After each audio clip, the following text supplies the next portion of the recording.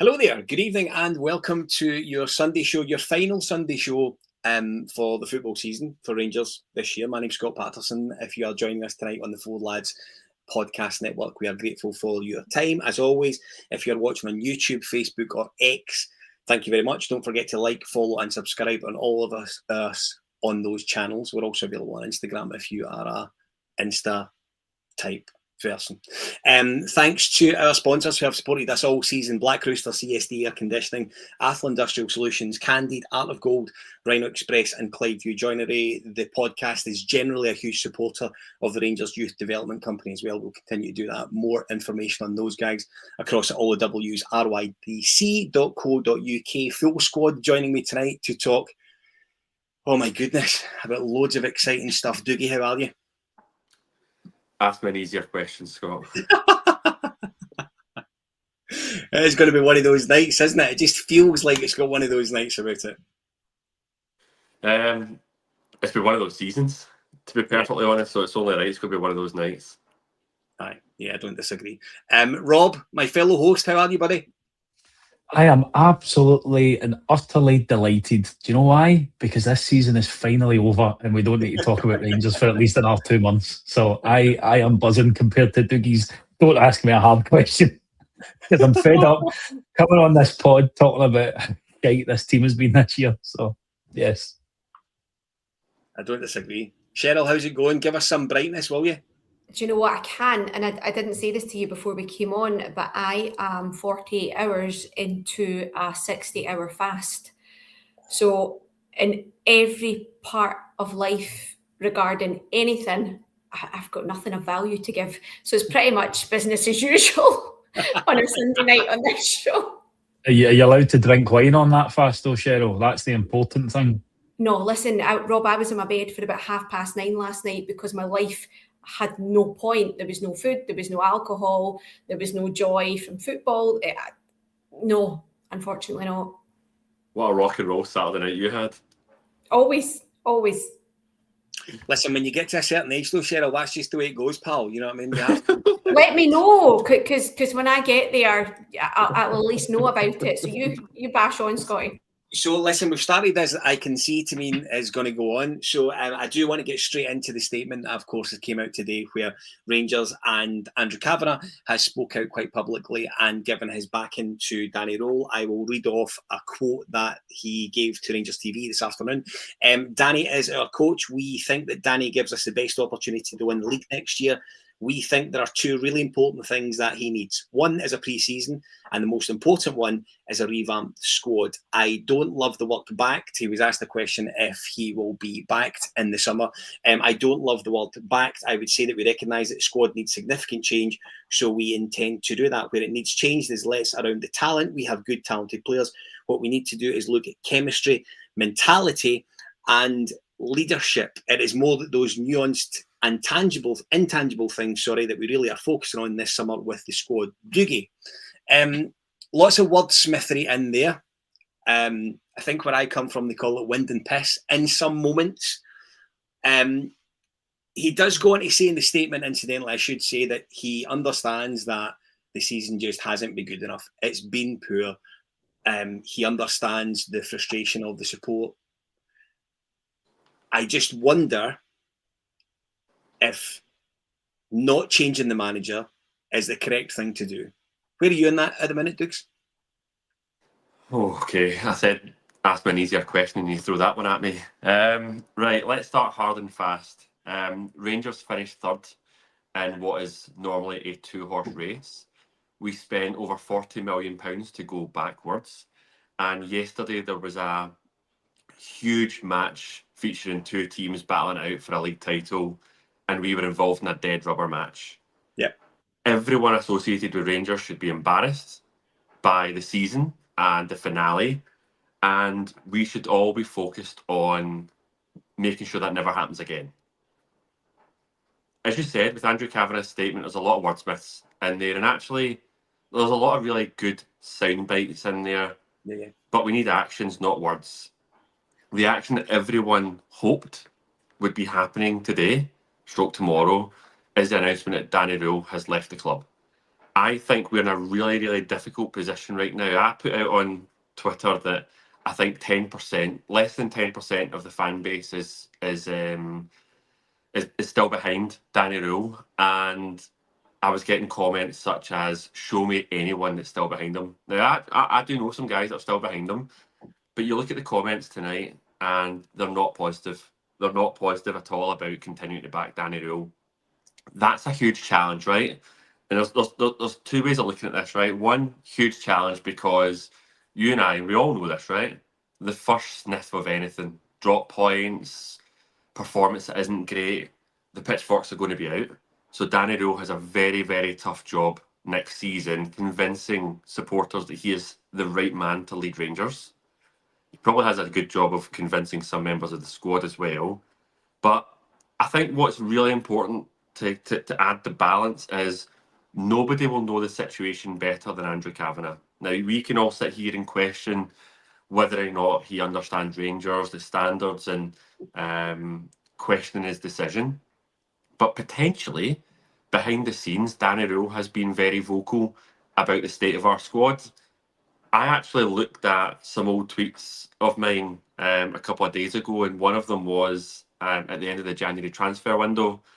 And my exact tweet was, well, along the lines of, "We have still not done enough. Danny Rule still has a massive challenge to turn a very poor squad, or performance-wise, into a team that's capable of winning a league." It so happens that we got to a position where we were right in a title race and we blew it. But there is still a strong argument that the squad wasn't good enough. It wasn't balanced enough. And that's where the sound bites coming from Andrew Kavanagh are positive, because what he's promising us in this summer is not only a huge recruitment campaign, which I'm expecting us to be going out and spending big money again, but I think he'll have learned his lessons, and I think there'll be a much better balance in those signings. Last year there was a lot of project players. There was also a lot of loan players. I don't think you'll see as many of either come this summer. I think there'll be experienced players come in, there'll be Scottish players come in, guys that know the league, but they need to be complemented with much better calibre of player as well, because just adding Scottish players and just adding guys that are over 30 years old will not win us the league. But that's the sound bites that I think is positive, and I think it's going to be a real challenge right now, because even myself, right, I'll be honest, I am pretty despondent right now. There was a bit of chat during the week about Steven Gerrard and his return to the club, and I'll be honest, it gave me a boost. Just the sheer thought of Steven Gerrard returning gave me a boost. And when I heard it's false and the backing of Danny Rule came out, it deflated me. I've got to be honest. So I am in that portion of supporters right now that's probably feeling a little bit lost where we're going. But we have to trust Andrew Kavanagh. He's the one that's seen everything behind the scenes. And what a huge summer ahead. We need to get it right. I said on Twitter, this is defining moment for Andrew Kavanagh and his stewardship at this football club. Cheryl, so Doogie said quite a bit there that I think a lot of the support kind of do largely agree with. I do think that one of the key things for me is that a lot of the support is gone now. I think a lot of the support have felt since after the Motherwell game, really, that things were not going to work out. And I think a lot of people at that point started to wag the finger in the direction of Andrew Kavanagh just to see what he was going to do at the end of the season. Have they learned from the Russell Martin experience and maybe not making the decision at the right time as opposed to leaving it too late? I do think that if Danny Rule, for example, had went on that run of the 4 results that he had out with the split, I think if that happens earlier on in the season, I think after match 4, if it happens end of February, for example, he's sacked. I don't think there's any doubt about it. I think he would go. And I think a lot of people maybe anticipated that after the Russell Martin fiasco, which feels like it was years ago now, doesn't it? It feels like it was such a long time ago. I do think that we we have kind of expected for, we've kind of looked at, sorry, I'm having some issues here with my bits and pieces. I did think that we would maybe have a decision to make at the end of the season. Where are you on it, Cheryl? Do you think it should happen? Should it have not have happened? Has he done and said the right things? Do you know what? It's really difficult because I think of all of us, I was the last woman standing until very recently. Dukes and I kind of battled this out online after that Old Firm Cup semi-final, that I felt there was still the core group of players. All right, players have come and go, but there was still that core group around the team, around the club, sorry, that were just never, ever going to do anything for us. They didn't have the mentality. They had seen out a few managers as well.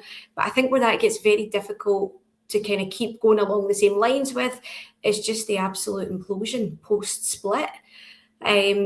It's been atrocious. Did we see it coming? I think it's not a massive surprise, but the extent of the implosion after the split was, to me, by surprise, certainly.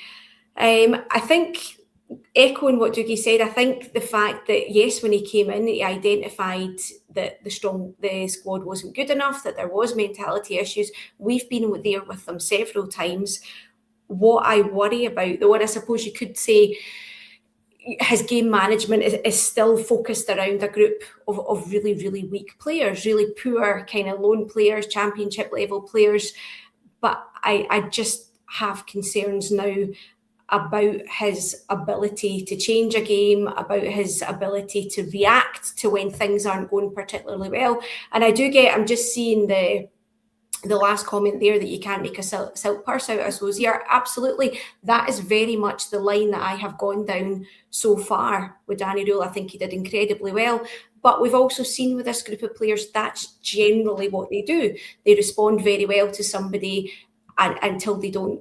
So I think the difficulty we have, and a lot of people will not agree with this, Scott, particularly yourself, is I think we have to shut up and get behind them, because I don't know what good firing a Danny Rowe picture with a red line through it on your profile and whatever you're on, that's not going to do any good. But they've told us that he's staying on. So I think it's a case, unfortunately for us, that we have to sit back and see what happens. We know that there's going to be money there. My concern about that is they almost go down the kind of Arsenal route of the 6-year Arteta project. We don't have that. We don't have that length of time.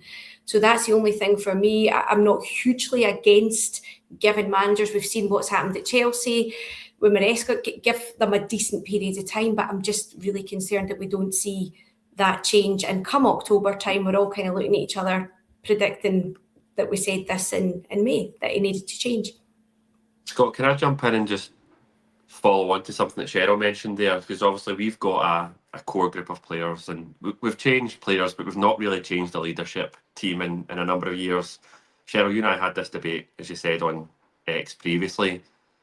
The thing that my dad's mentioned to me as well, which I think is a very good point, right? We're all looking at the post-split fixtures, pointing fingers at Spain, at the tactics, at the inability to change the game.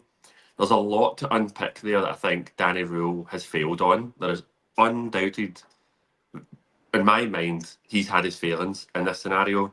But something that's in my head right now that my dad keeps on saying is many of these players will know that they were leaving.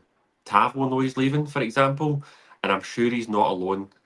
You know, there's a lot of comments right now about Butland not being good enough.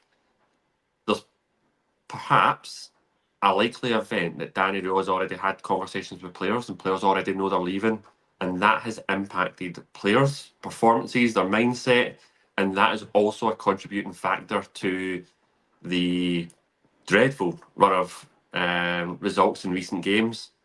And the bit that I would add on that is I have questioned Danny Rule's leadership. It's the reason why I was excited about Steven Gerrard. Spoken about the difference between a manager and a head coach. I need somebody who's got that gravitas, that, you know, when they walk in a room, they command that respect, they're disciplined. I worry that Danny Rule's a nice guy and he doesn't have that same appeal within the dressing room. But I wonder if that potentially is the first sign of him draining the swamp. And actually, where we're looking at it thinking it's very negative from the outside, but actually internal. And the reason why Andrew Kavanagh is backing him right now is because if you go back to the previous headlines about this red, amber, green, where Danny Rule assessed the squad and ripped it apart and said that the squad wasn't fit for purpose, is there a potential that the reason why players' heads are down, players are leaving, is because behind the scenes he has been ruthless and he has been telling players, "You're not in my plans for next season." It's the only balance that I would throw in there around the defence of Danny Rule, the defence of his management with the or involvement in the 4 defeats in a row. We all know it's unacceptable, but I'm adding some context that might be the reason why Andrew Kavanagh is so stubborn in his defence. Rob, welcome to the show. Hi, Scotty. So, just to add to that quickly, though, I would probably ask Tav Doogie if he thinks Danny Rule's a nice guy. We know the answer to that now, but listen, you've probably just made my point, right? Is Danny? So I'm sure we're going to get into this whole debate right now about who's in the right, who's in the wrong. Nobody comes out smelling of roses in the Danny Rule versus James Tavernier debacle, which, by the way, is not Rangers class by any matter of means. But is that the first sign of ruthlessness? Because Andrew Kavanagh has made the point, you should be determined to put on that Rangers jersey. James Tavernier spat the dummy out. I don't think it's a good look on James Tavernier at all. I don't think it's a good look on Danny Rule if he. And I think on that, Tav also admitted that he did throw the dummy out in his statement. He alluded to the fact that when he got the news that he wasn't going to be starting, he probably reacted the wrong way. So you're right. Both people in that situation do have their own cross to bear. But there should have been a resolution to be able to allow him to say goodbye. Equally, maybe his ego got in the way a little bit. James Tavernier, thinking about James Tavernier, not Rangers Football Club. I'm a huge James Tavernier fan, but for me, that's not captain material. I'm disgusted by James Tavernier's behaviour in that scenario. So what we'll do is, right, we'll come back to that, right, because we're doing a wee bit of circle here, and I don't want to get lost because you can probably tell my mouse isn't working, so I'm having difficulty getting the comments up, right? So you do need to bear with me. Rob, if we circle back to the Kavanagh statement today, where are you on it? Are you surprised? Did they say things that made you think, maybe expect them to say that? It does sound a bit pithy in moments.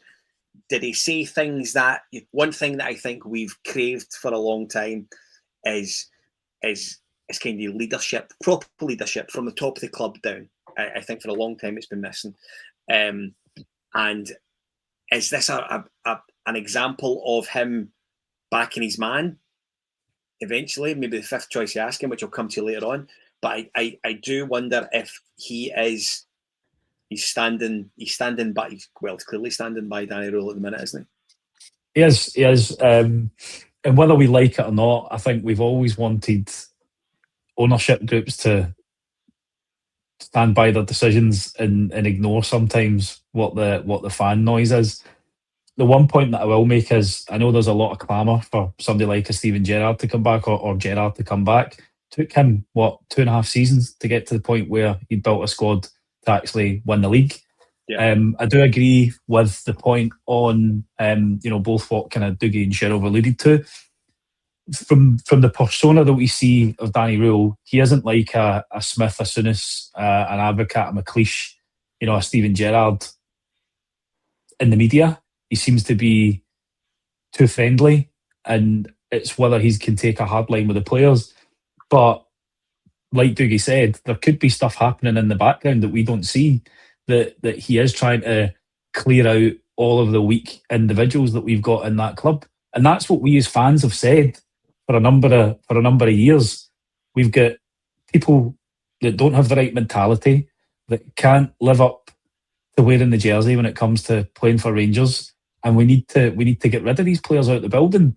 So for me, that bit of Kavanagh's statement was in a way good to hear, but it was also really disappointing because we've spent the guts of 40 million in the summer, and that's been a massive recognition that I think they realise that that's been wasted money, because we've probably brought in a lot of players without the right mentality and cojones to play for Rangers.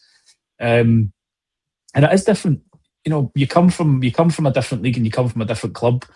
You know, 50,000-60,000 in a stadium, you think it's no different anywhere you go. It's not just about playing on the pitch though. It's about the lifestyle and the expectations that are aligned with this club. We expect to win every game. We want to be back in the hunt for every single trophy that we play in.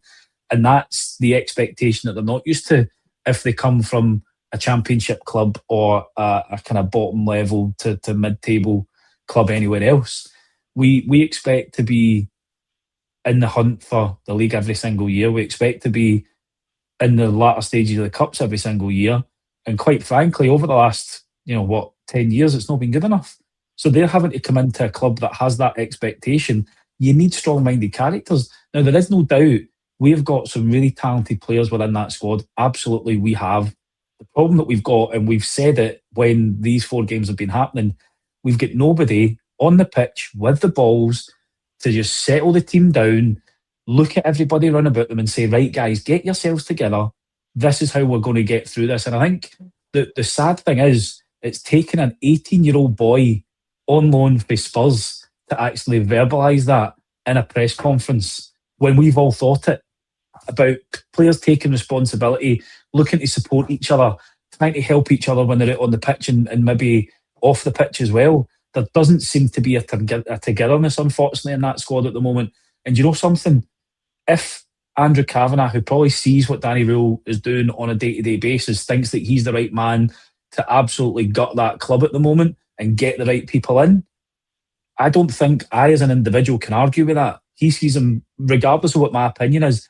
Did I want Danny Rule to stay on as manager? I didn't.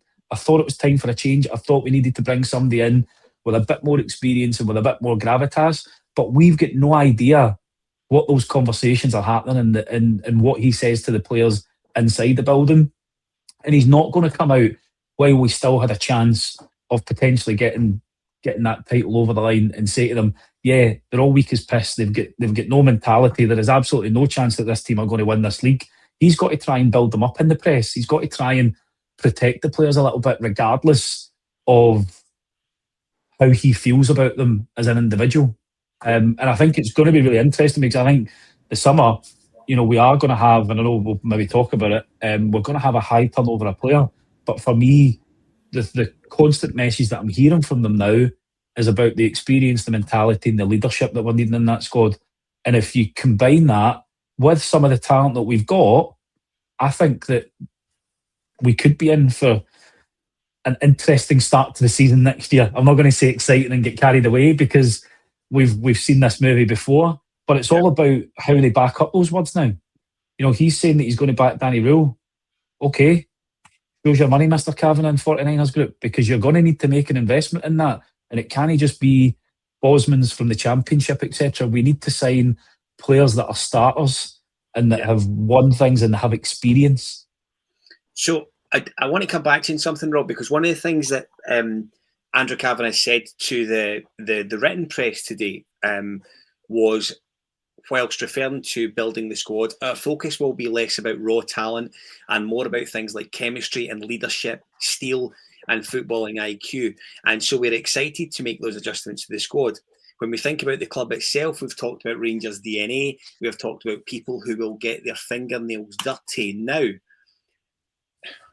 there's nobody that jumps into my mindset immediately that falls into those categories. I don't think we're lucky enough to have, and I think there's an easiness to focus on getting Scottish guys and young Rangers, or boys that are effectively Rangers fans.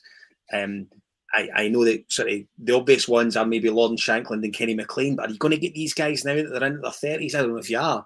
But Rob, is there anyone that makes you sort of think, I know someone who absolutely falls into those categories? I've watched this guy for a couple of years playing in the SPL.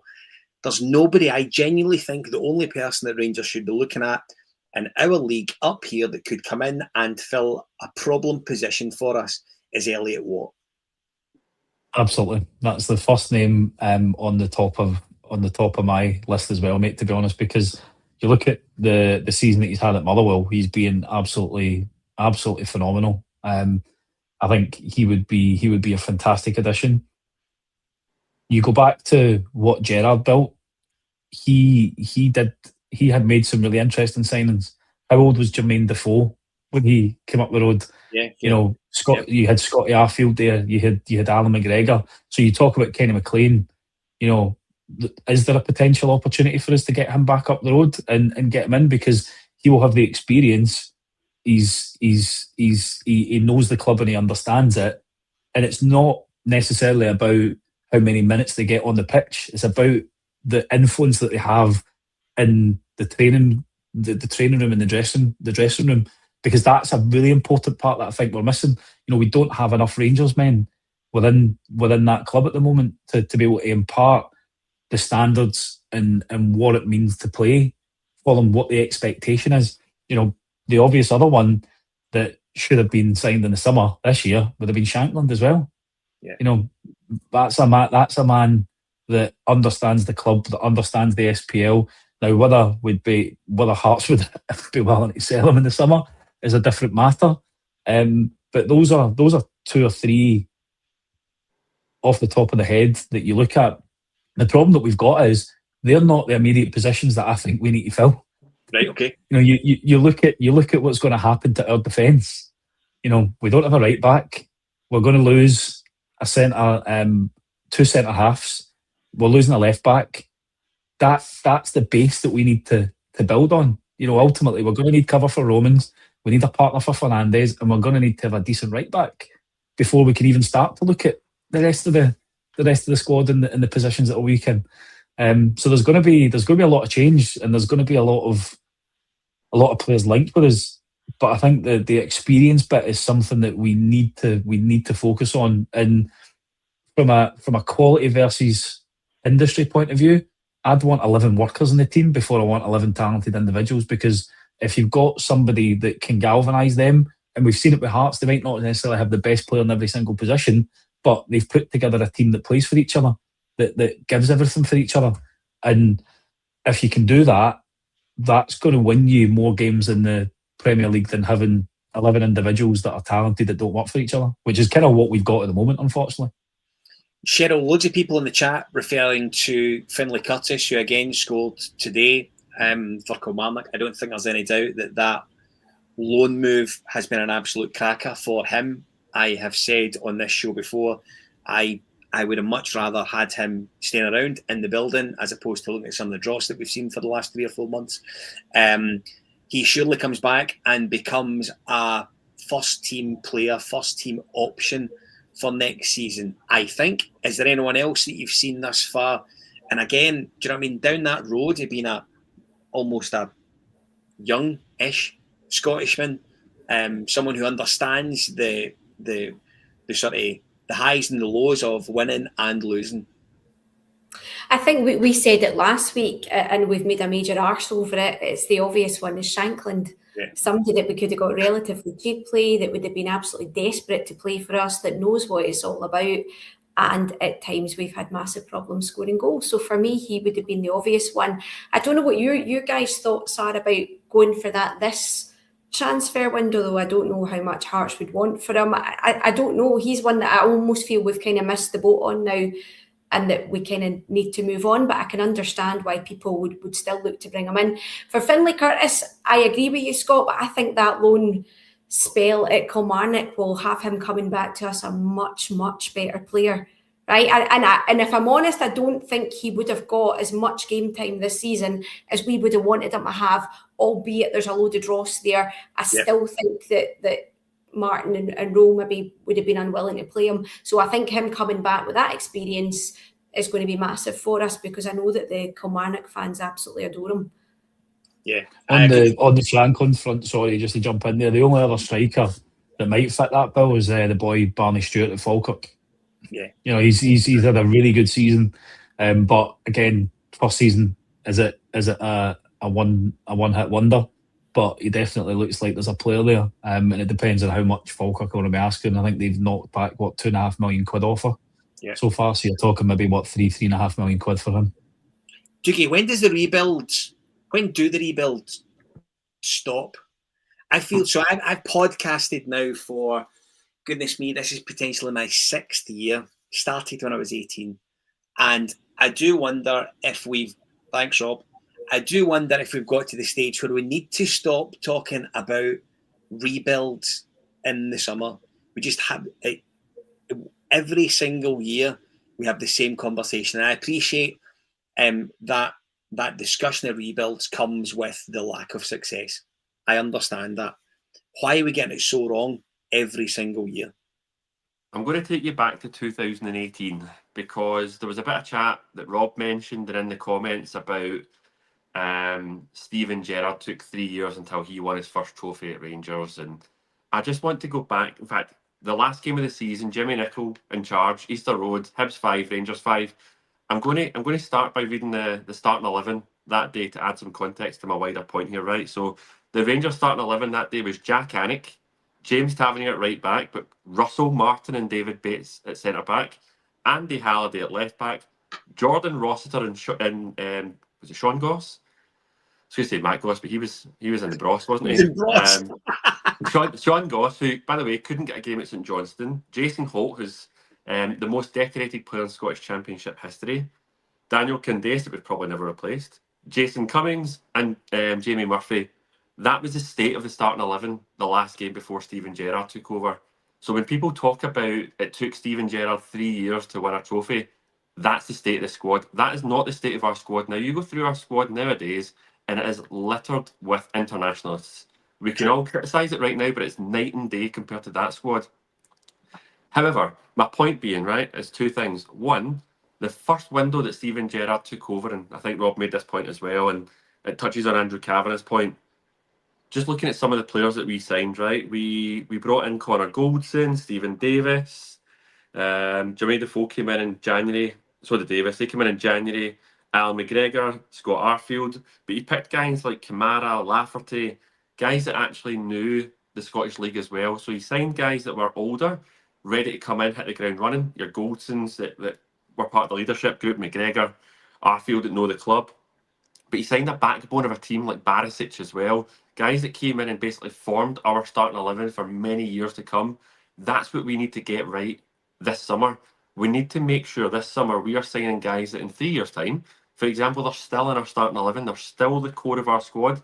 I was really, really concerned this summer, as I was in previous summers, as to what the core of the squad was. I mentioned it so many times after the summer transfer window, the state of our defence, when you were thinking about James Tavernier's out of contract, Suter was out of contract, Fernandez at the time I had concerns about, but he's really come out of a game. But the rest of the team were all loanees at that point. They were all guys on loan. So there was no future building around what's the core of the squad going to look like. We need to get that right. And if we get that right, and just fast forward, the year we won 55, the year that we finally won the league, and that team that Steven Gerrard had finally built over those 3 years that everyone's criticising for, that team was a core team. That team was a winning team that you just had to fix the roof when the sun was shining. It was actually a very, very good squad, and it needed minor tweaks. We got that summer so wrong, and we're still regretting it to this day. But that's what you need. You need to get every transfer window right. And I know it's really difficult. And Steven Gerrard wasn't perfect. He had some failures along the way in here that I'm looking at as well. But you need to get the core group of players right, and then just make random tweaks into that group. That's what we need to do, Scott. And that's why it's a huge, important window. And everything that Steven Gerrard done in that first window, we need to repeat. We need to repeat it. We need to bring in guys that can come in, be the core. We need to bring experienced guys that know how to win the league, but we need to add that quality as well. But on that front, Dougie, right? You've read out that lineup for 5-5, the 5-5 game. Did we not still have Candace, Morelos, Ryan Jack, players like that in the squad? So while that lineup looked really weak, he still had players there that played parts in his rebuild. So it's not as weak. It's not as weak as we think. There's and it still took him time. So great point to be built on, right? There was fans that season telling us that Alfredo Morelos was terrible and that Jason Cummings was the better of the two strikers, for example, right? A good manager gets the best out of players, right? There are some good players in the Rangers squad right now. I tweeted before the game yesterday, so there was a link to Porto. Yusuf Shamiti was linked to Porto, and there was comments saying I'll drive him to the airport myself. We'll take 10 million for him. And I said beforehand, Yusuf Sharmiti is a very, very good player.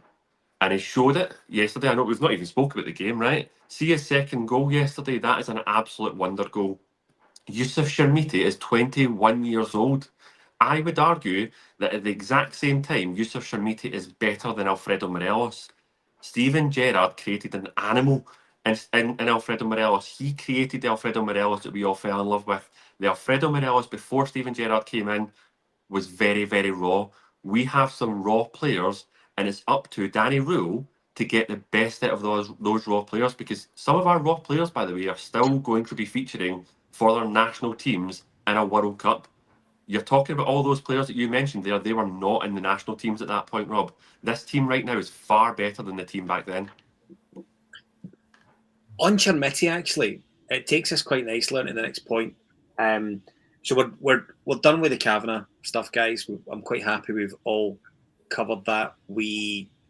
I think we largely agree that it's a decision that maybe we don't think is the correct one, but we understand that we need to support Andrew Kavanagh and his decision and Danny Role moving forward. I don't want to be having a manager discussion in October. Bookmark it. Rob, Chermiti is in fantastic form and has had a fantastic 2026. When we spoke about player of the season across the board, I don't think any of us thought that he was going to be in that discussion, did we? No, absolutely not. And again, maybe that's one of the positives of Danny Rule's reign. Finally starting to get the best out of Yusuf Chermiti. I do agree with Dougie on that point. Actually, I do think there is a player there. I see a lot of people in the comments saying, he's got to do it with the pressure on. I think you'll find it hard. You'll be hard pressed to find anybody that scored more goals in the big games when required this year than Yusuf Chermiti. And sadly, it's the players round about him that are the ones that have chucked it in and not performed in those big games. I think the one thing that I'm really not excited but really impressed by is that if you look at his hold-up play, it's come on leaps and bounds. The little chest touches, the bringing players in. I think that the thing that frustrates a lot of us is that lack of killer instinct. But Alfie was a great striker, but in his first couple of seasons, he was guilty of missing chances. And until Chermiti does that on a regular basis, and when he's got that one chance in a game and sticking that away, people are always going to have a go at him. It kind of reminds me a little bit of Dessers. People absolutely vilify Dessers for missing chances, but you look at his goal contribution over the 2 years that he was at Ibrox. We haven't replaced that. We're miles behind from a goals point of view. But if you look at, I think we were talking about before we came on air, what is it, 20 starts he's got and 15 goals? Aye, yeah, for a striker, that's really, really good. And I think what we need, and the problem that we've always had, is we need more from the players round them. We've relied on Tav for a number of years to be that goals and assist contributor. Chermiti's beginning to step up, but is there anybody else that we've got in double figures this year for goal? I can't think off the top of my head. Sorry to interrupt you, Scotty.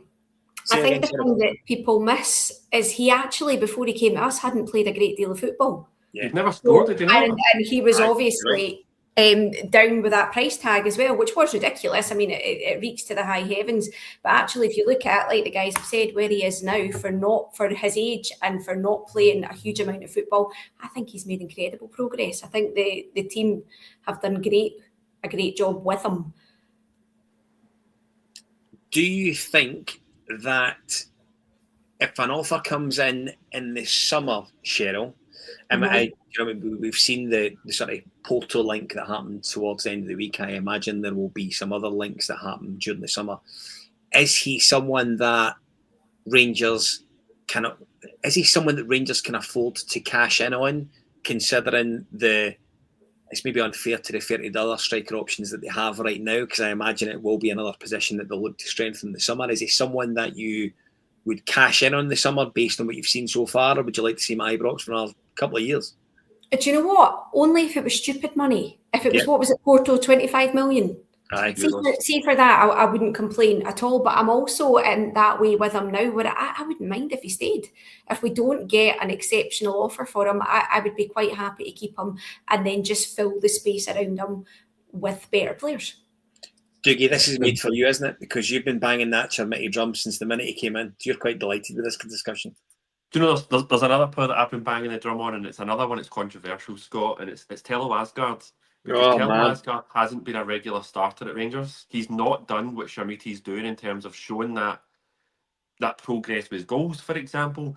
There is a player in certain guys in our squad, and I'll say right now, if Tello Asgard is still a Rangers player next year, I reckon he'll be one that will be a first 11 player by the end of the season. I think he's another player that has a lot of potential in him that needs somebody to unearth. Like the technical abilities there with Asgard, you just need to rocket up his arse to make sure that he's working hard for the team, knows his position.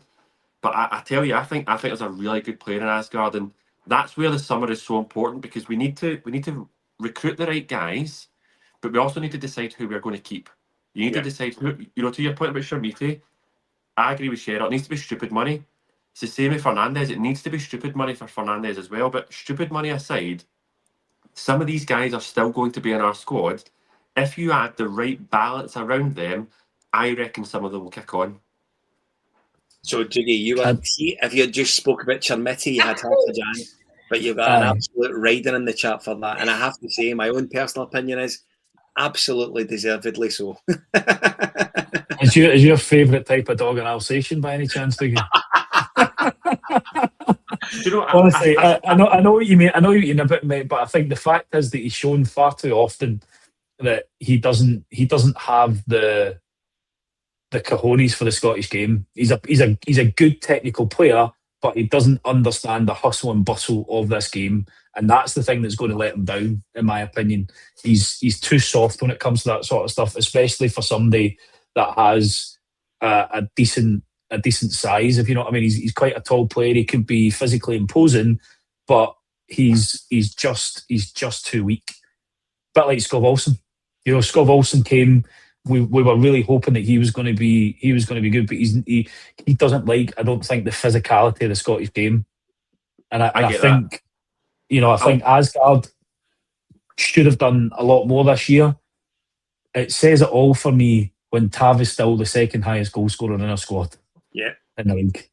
That is a failing on Miovski, Asgard, Diomande, players that we could go on about forever. Even Gassama. Unfortunately, we need people that can stand up to the physicality. I don't think that Asgard will ever be a player like that, unfortunately. I don't disagree, Rob. The only point that I'll keep making, right, because I'm getting slaughtered in the comments, right? The only point I'll make is it's about the balance. The problem that we had is we had far too many players similar. And actually, I'll go right back to the beginning of the season, right? And I don't have it in front of me, but me and a couple of my mates were talking about this recently. The game against Bruges that we get absolutely scalped, I knew the writing was on the wall the minute the two teams were lining up next to each other, because we were just a team of wee boys. We had guys like Max Aarons in the starting 11, we had Barron, we had Lyle Cameron, Danilo was playing, we were just too small. I think the managers recognised, and you can see it in January, the need to add physicality. We added 4 players, all above 6 foot. I reckon we're going to get more of that, but I think he's learned a lesson on the likes of Scove Olsen that it takes more than just height to be physical in this league. If you surround guys like Asgard, who are creative players, with guys that are going to work hard and be dirty and do the dirty side of the game, he'll flourish. I'll say it right now, if he's still here next year, come back in 12 months. I said the same at the beginning of the season about Chermiti, right? I'll make the bold prediction again. Asgard is somebody that we should be keeping and developing. Scotty, you need to sort your mouth, by the way. Get that comment up, Scotty. I've got what one, Cheryl? I mean, come on. It's just, the Onia Luco one. It's absolutely wild, right? Hang on, I'll see if I can see it. I can't, because they're all giving you a ride into it, as I said earlier on. I've seen so many comments in my life. I do want to go on to the squad generally, because we're around for another 15 minutes. I'm conscious it's Sunday night. The kids have got school tomorrow, for goodness sake. Cheryl, I do want to speak about the squad generally. So 9 players, will leave Rangers automatically at the end of the season. I think 9. I'm saying this based on, I'm not entirely sure. 7. Seven. 7. I thought it was 7, Scotty. Well, I've got Mikey Moore, I've got Scott Volkson, Giga Aarons, Cornelius, Magoma, Tav. I'm not sure of Liam Kelly's status, and I think Bailey Rice is out of contract as well. In addition to potentially accepting offers for Butland, Fernandez, Raskin, Bajrami, Chermiti potentially. I go back to what I said maybe about 20 minutes or so on this rebuild, how big it's going to be, how difficult it's going to be if you don't get the right players. And Asgard's maybe a prime example, bringing in a guy who's been playing at Wigan, for example, for the last couple of years, where your expectations are Wigan related. It's a lot of bodies to be leaving at the end of the season, Cheryl. How do we replace that amount of bodies for quality? Because they've all been in and around it this season. I know we end the season trophyless, certainly, but it's numbers, isn't it? Yeah. And do you know what, people, and I understand why I keep on going on about a rebuild. See, for me, it's not a rebuild because there's no really much that's going to be there to build on. It's a build. We need to almost start from scratch, because like you say, I think I wouldn't be upset if the club listened to offers from Raskin, Diomande. I generally think we're at the bit where who would you keep? Who would you be desperate to keep? Is there anybody that if a really, really good bid came in for, you wouldn't be like, right, cheers, see you later? I genuinely, I don't think so. I really don't. I'm surprised you. I think you'd be gutted if 2 Romans left. Oh, that's a given. I just thought that people understood that I'm doing wrong show. So for me, I think the guys that you keep in the building for sure are, you keep Romans, you keep Barron.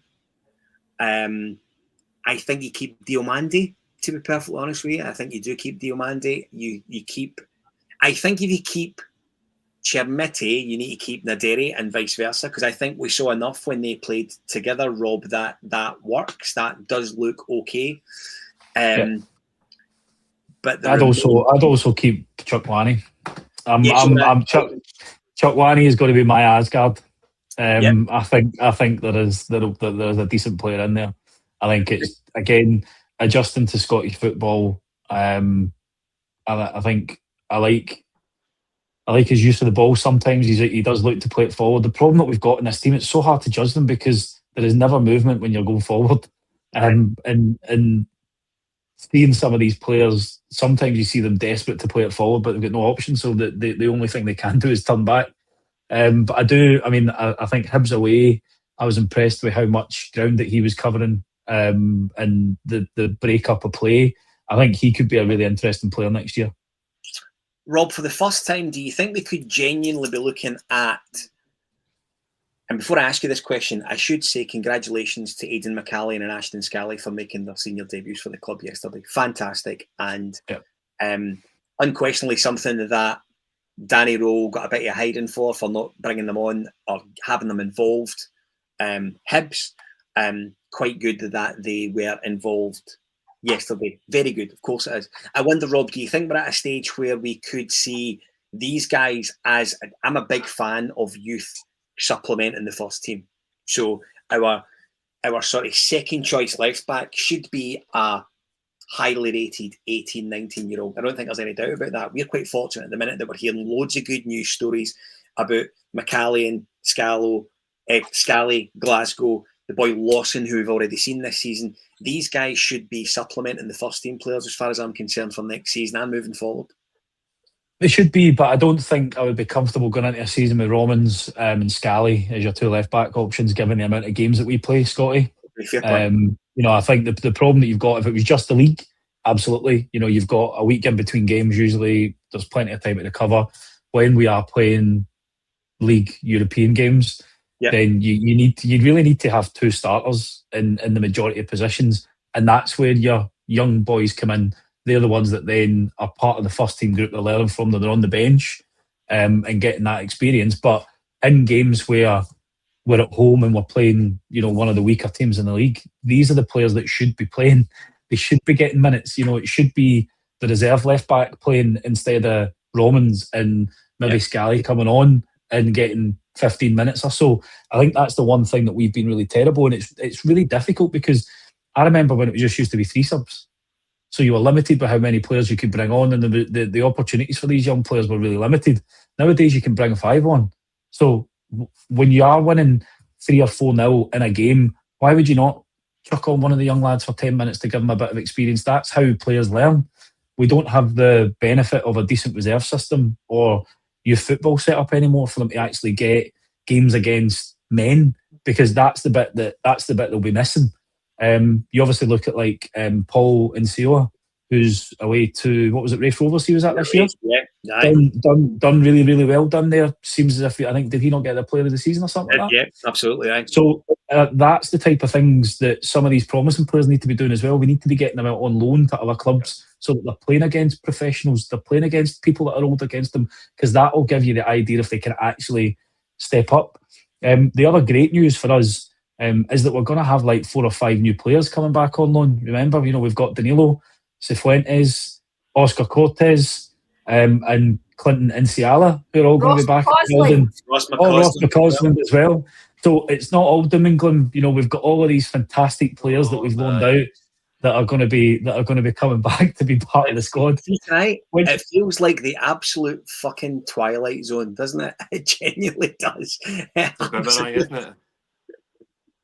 See Oh what the my points that Rob goodness. made there, right? So I'm going to completely disagree on guys like Ashton Scally, right? In terms of they're not the backup left back. Ashton Scally was 16 years old in April, right? He should be able to make the first team. But the point I was going to make is Finlay Curtis's loan spell at Kilmarnock, Paul Inseo's loan spell at Raith Rovers is the perfect pathway.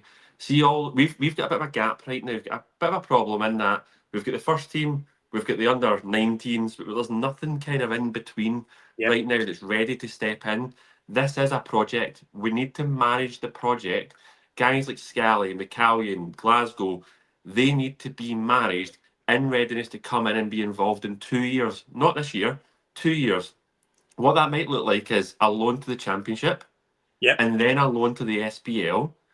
Like you look at Finlay Curtis, for example. Finlay Curtis is the epitome of a loan deal for me. He's went out at Kilmarnock. I think short term it was a blow for Rangers because I think we lost a goal scoring threat, and I said it at the time. But long term, this is going to be the best thing for Finlay Curtis and Rangers because he is coming back. Somebody asked this question on Twitter earlier on. If Finlay Curtis wasn't our player and he was performing like that for Kilmarnock, would you be interested in buying him? Yes, you bloody well would, because he's 18 years old. He will hopefully be on a plane to America for the World Cup as part of the Scotland team. He's one of the best young players in Scottish football. He should be a first-team player next year. All those other wee boys mentioned right now, they are not ready. They need to go and prepare the same way that Finlay Curtis has. That's why I mentioned the loans again. That's the path for them. Aye.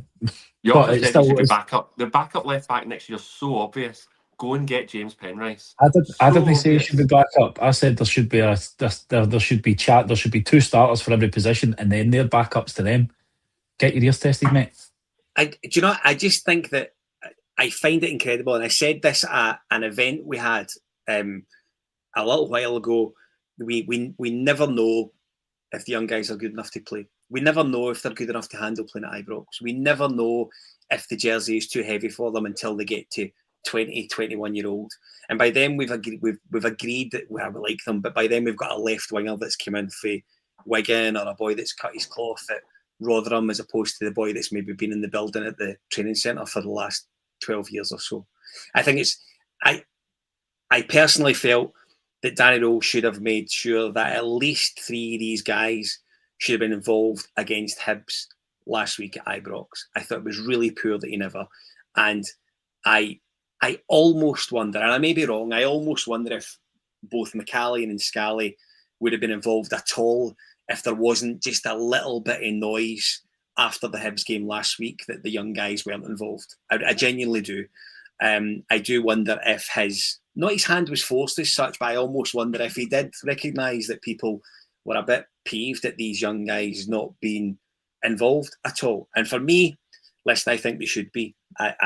I just think they should be. I think we have for too long spoke about how good some of the talent is that's coming. What's the point in the academy if we're not involving these young guys? Why have it?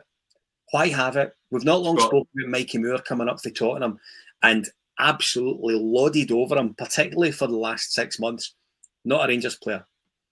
Not a player. Not a player. And everyone's loved him. Rightly so, because he's played really well. But let's get our own guys into the team. Let's see if they can do it, because at the minute we just don't know. Doogie. Scott, a couple of people have made the comment I was going to make as well here, and it's rightly or wrongly, the under-19s had a league title to go and win. It was going down to the last game.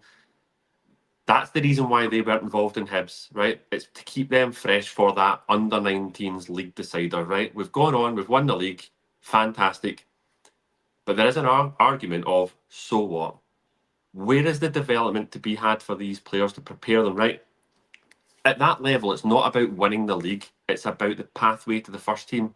What's the greater pathway? Winning the under-19s league or getting a debut at Ibrox in front of the fans? Correct. Instead, just to reiterate, right, Max Aaron's come on the bench at Ibrox, come off the bench against Hibs.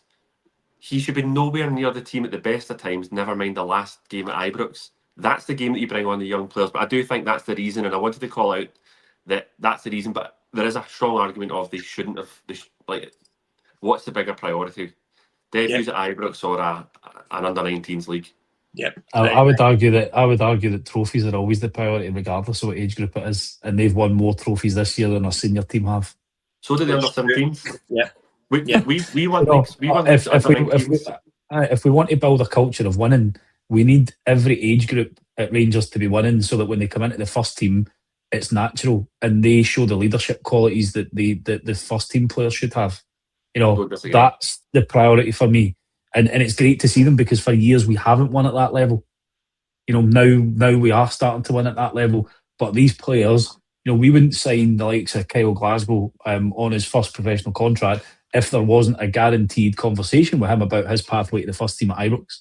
And I think that's the key thing. It's making sure that there is a clear pathway communicated to these players. Otherwise, there is no point in them being at Ibrox as part of the setup. And I think that's where Scotty does have a great point. It doesn't matter what age you are. If you're good enough, you should be given exposure to that first team. Yeah, absolutely. I will be, and this is the last thing I'm going to say in it, I'll be super frustrated, for example, if we go and spend money on Skov Olsen in the summer and we continue to play him and Gassama, potentially Ant-Man, over Kyle Glasgow, who's the next best thing since sliced bread, who's kicking his arse in the academy and we did the games. Not on. Needs to be thought about. Cheryl, last question. I'm going to go around everyone on this.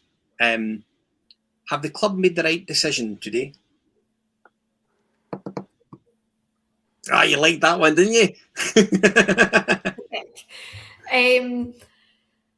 I hope so. There you go. There's your answer. Oh, yes, I love it. Yes. I love it. Yeah. I think, I suppose you could argue it shows a wee bit of, not strength, but it shows that they are very certain that he is who they want to keep. It would be very, very easy to get rid of him. We know that. We know there was a potential link with Germany as well. It would be a very easy thing to do to get rid of him. I think the fact that they've kept him, you're just hoping that they've seen something, they've had discussions with him. They also, I would say, know more about what's going on in the background than we do. Yeah, absolutely fair. Yeah, don't disagree. Doogie, same question to you. Can't agree. I completely agree with Cheryl. We don't know the ins and outs of what's happening just now. I think Andrew Kavanagh's shown leadership, getting behind Danny Rule at a time when the supporters are not. His helm will be judged on this decision. I hope he's right.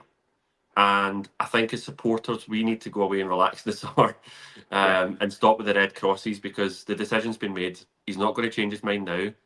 It's now about the summer rebuild, and then we go again next year. And I hope to God we're not in this position come October where we're talking about sacking our manager, because I'm sick of it. And all the debate that we've been having around building a squad, not having to do a rebuild every year, pathway for young players, the best thing for these guys is stability.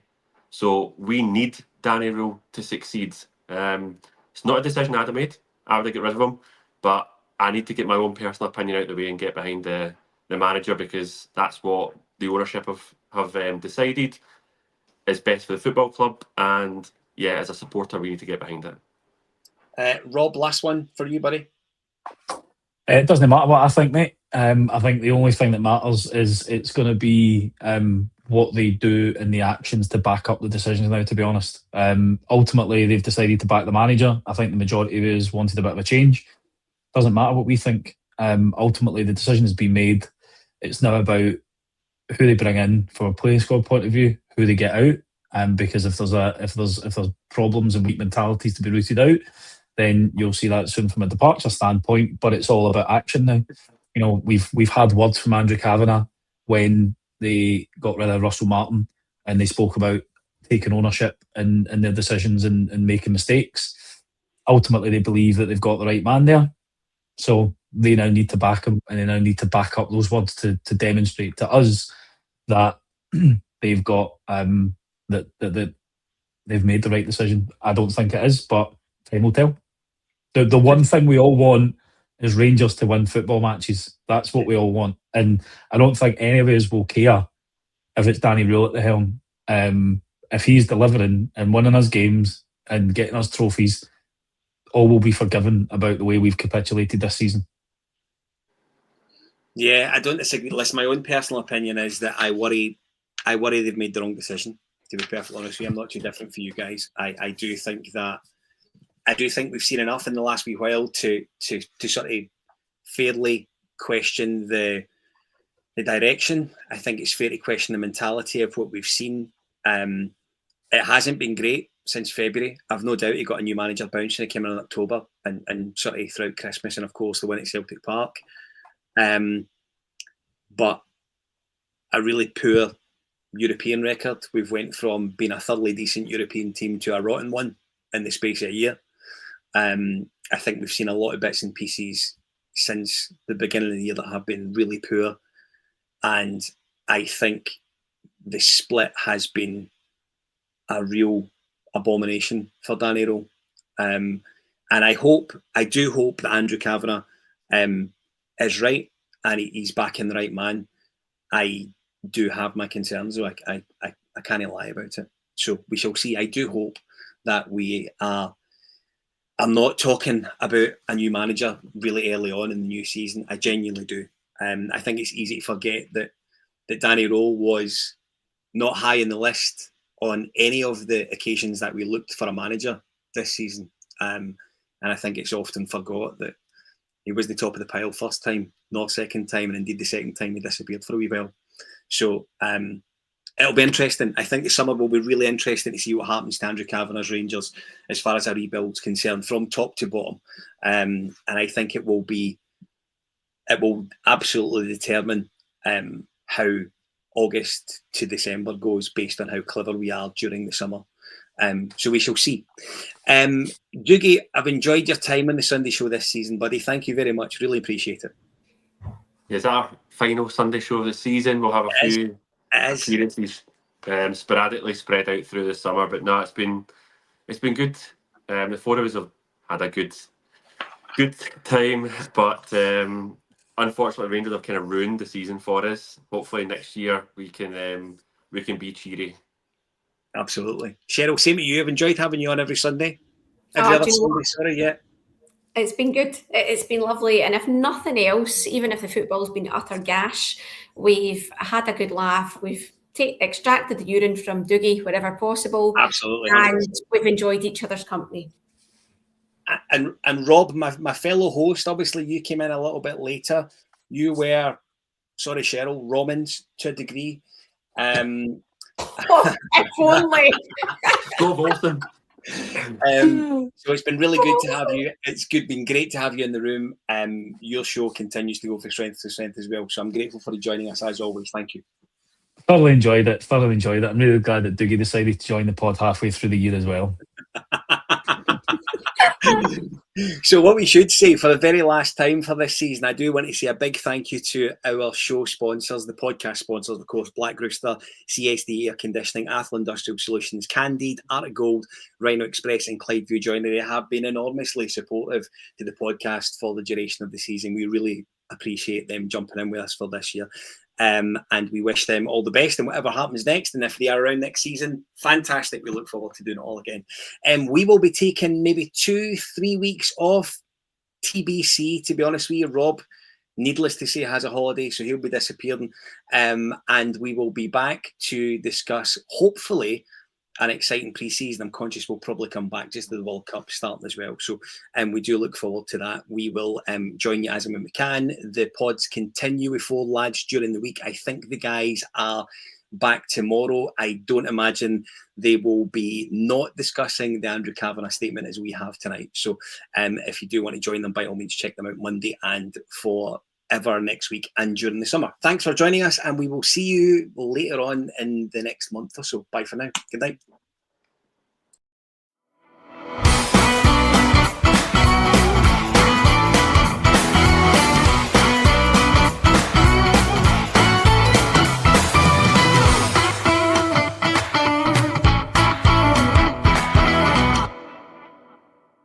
The Four Lads podcast is sponsored by Rhino Express, Clydeview Joinery, Athlon Industrial Solutions Limited, and CSD Air Conditioning, in partnership with Black Rooster and Art of Gold. Thank you for listening to or watching the podcast. We hope you enjoyed the show.